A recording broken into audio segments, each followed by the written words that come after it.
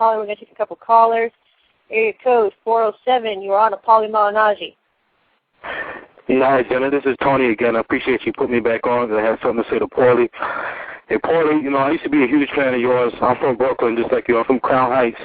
I used to see you fight. Yeah, I used to see you fight in Gleason's back in the day. I remember you from back in the day. You're not going to remember me, but I remember you fighting. All right, now, you fought on the same night as Antonio Tarver and Bernard Hopkins. You fought Miguel Cotto that night.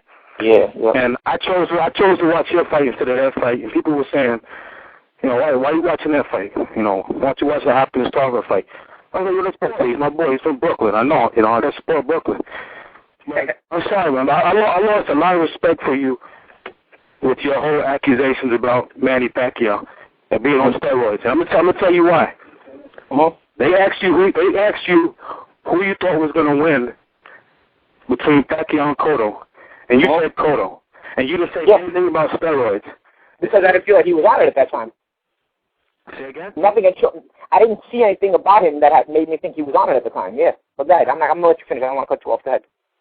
So you're saying simply because Pacquiao beat the shit out of Cotto, and also no, he walked through him. He didn't beat the shit out of him. He walked through punches. But go ahead, keep going. he broke Cotto as well. You know what I'm saying? He walked through punches, and you could say, oh, how can he take punches when he was now, but he couldn't take them when he was smaller? As a boxer, Paulie, you should know that there's ways to improve your chin.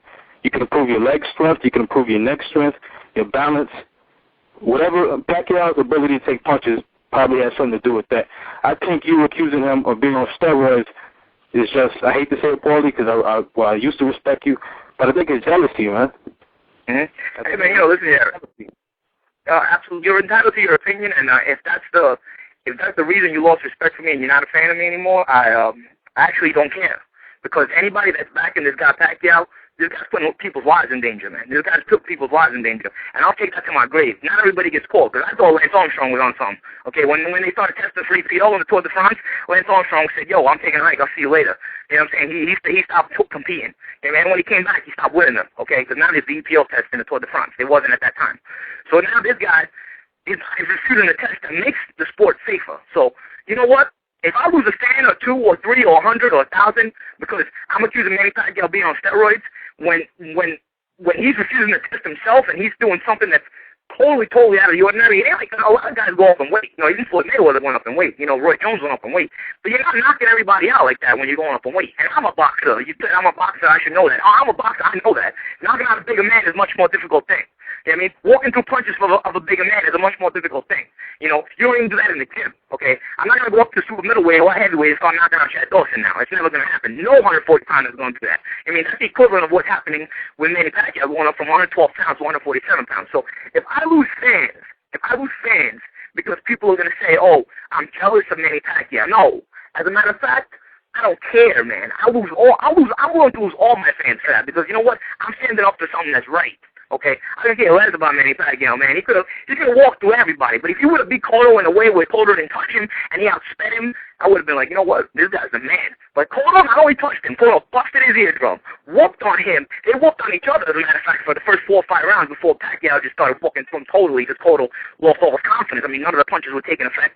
And I'm not the only one that fought Miguel Cotto. You watch, look at anywhere that fought Miguel Cotto. Even Michael Margarito, who walked through Cotto's punches, had to grit his teeth to walk through them. I got 30 pro fights. He's by far the hardest puncher I ever fought in my career. Okay, no flyweight, no matter what they did with weights or anything, is going to go up in weight, no matter how much they did to improve themselves, and go up in weight and walk through the man. Nobody's going to walk through the man.